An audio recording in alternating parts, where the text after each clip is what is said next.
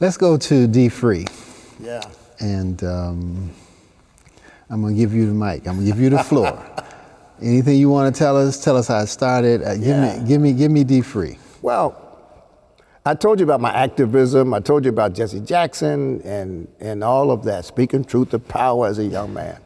What I didn't tell you is that during those same formative years, I was using credit cards as though they were income. I was driving Lincolns and Cadillacs whose monthly expense was half my salary. I had no savings. I had no insurance. I had no investing. When my dad died at 47, my mother was at 44. And if my dad had not had life insurance and mortgage insurance, my mother would have been homeless because I was in the newspapers, I was on TV, I'm marching for freedom, and I couldn't have given her $10. It was all dressed up on the outside, right? When I met my wife, which was about 8 years before we got married, she thought I was rich. I mean, I'm driving a Cadillac and wearing nice clothes. And then when I was filling in for my past, after my dad died, filling in at the church until they found somebody, I'm preaching tithing, we're Seventh-day Adventists. I couldn't tithe at all. I'm preaching tithing, couldn't practice tithing because all of my money was leaving before I made it. So that was my lifestyle. And I lived that way for 13 years. My father's mother was a seamstress. That was her skill. She had 6 children. Her husband had a stroke after the 6th child and couldn't work. So my grandfather couldn't work. My grandmother sewed other people's clothes. When she died, she owned 3 houses, paid for. Paid for. No education. Right. No civil rights, right? Right. And she left one of those houses to me. And I stood at her grave in December, I'll never forget it. And I said, shame on me. If I died right now, all I'd have to leave anybody's credit card bills. And this black woman, basically single parent, took care of her husband, owned 3, and not just 3 houses. The house she lived in was a 5-story brownstone in Crown Heights, Brooklyn, where all the rich preachers live. Sandy, Ray, Gardner Taylor. She lived in their neighborhood. When she died, she left that house to her daughter. My aunt, when my aunt died, she left it to my cousin. My cousin, single teacher, didn't need all that house. She sold it. She's a millionaire. So my grandmother made my cousin a millionaire. Second house, 20-acre estate in upstate New York. She bought an old 23-bedroom used old hotel, and she bought it so the kids in the church would have a place to go in the summertime. She left that house to my uncle. My uncle sold off the acreage she bought it for $12,000. He sold it for $40,000 an acre. He became a millionaire. The last house was a four-family house in Bed-Stuy, Brooklyn, which today probably cost $3 million. She left that to me and my uncle. We sold it. I took the proceeds from that sale to put as a down payment on my first house when I got married.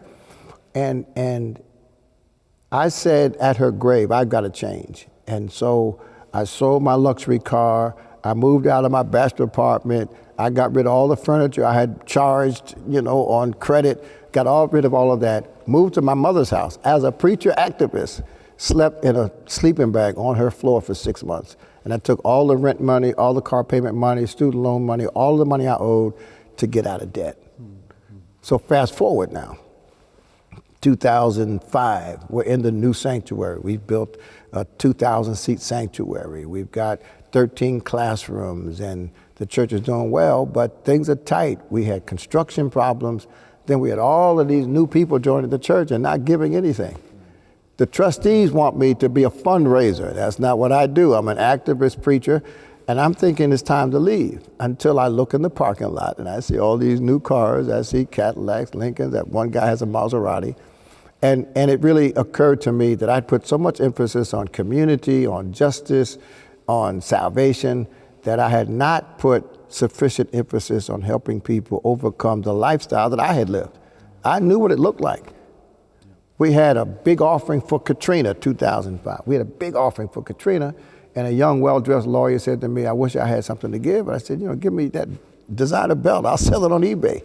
So I decided that I would teach them my process. This is what happened to me. I stopped using debt as though it was income.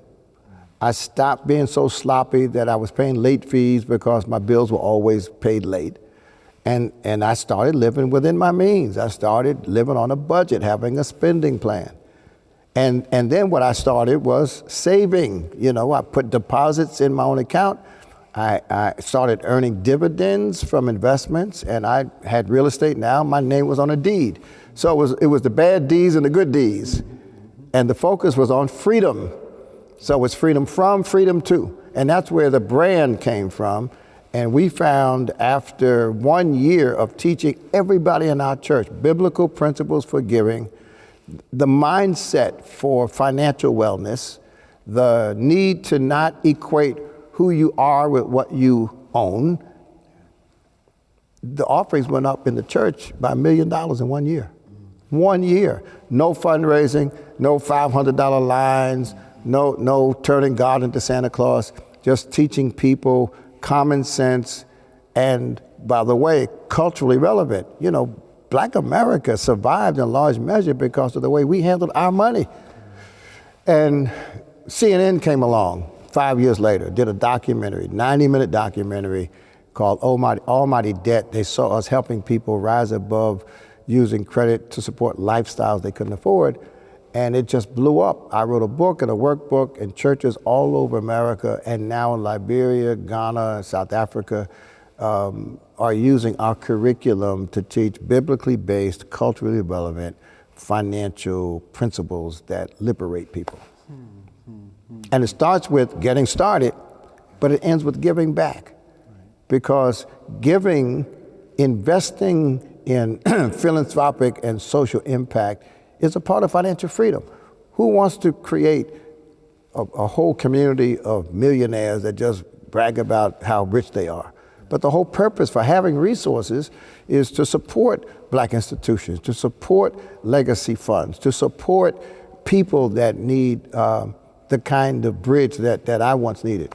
So it's been so liberating for me personally, and to see people whose credit scores go up, who go from renting to owning, who go from being stressed over finances to living stress-free. It's just every testimony I get is fuel to keep me going.